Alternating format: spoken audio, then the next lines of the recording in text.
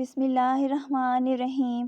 ایک گاؤں میں ڈاکو داخل ہوئے اور وہاں کی تمام عورتوں کی عصمت دری کر دی، مگر ایک خاتون ایسی تھی، جب اس کے گھر میں ڈاکو داخل ہوا تو اس نے اس ڈاکو کو قتل کر دیا اور سر کاٹ دیا۔ واردات کے بعد جب تمام ڈاکو اس گاؤں سے چلے گئے تو تمام عورتیں اپنے پھٹے ہوئے کپڑوں سمیت گھروں سے نکل آئیں اور روتے ہوئے ایک دوسرے کو روایات بیان کرنے لگیں۔ اتنے میں وہ بہادر خاتون اپنے گھر سے باہر نکلی۔ عورتوں نے دیکھا کہ اس کے گھر میں داخل ہونے والے ڈاکو کا سر اس نے ہاتھوں میں اٹھا رکھا ہے اور نہایت غیرت و خودداری کے ساتھ وہ ان کی طرف آنے لگی۔ اس خاتون نے بلند آواز سے کہا کہ کیا تم نے سوچ لیا تھا کہ وہ مجھے مارے بغیر میری عزت تار تار کر سکتا تھا؟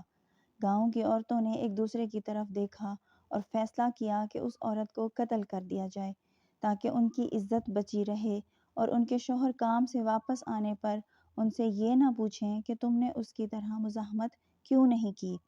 پھر انہوں نے اس بہادر خاتون پر حملہ کر کے اسے قتل کر دیا۔ انہوں نے ذلت کو زندہ رکھنے کے لیے عزت کا قتل کر دیا۔ یہی حال آج ہمارے معاشرے کے چور، حرام خور، جھوٹے اور کرپٹ لوگوں کا ہے۔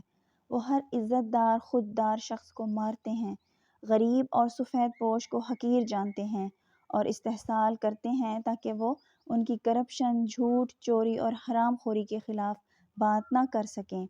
اصل میں یہ لوگ اپنی عزتیں گنوا چکے ہیں اور عزت داروں کا جینا حرام کر رکھا ہے۔ ایماندار سرکاری ملازم ہو تو کھڈے لائن، تاجر ہو تو دیوالیہ، سیاستدان ہو تو کردار کشی۔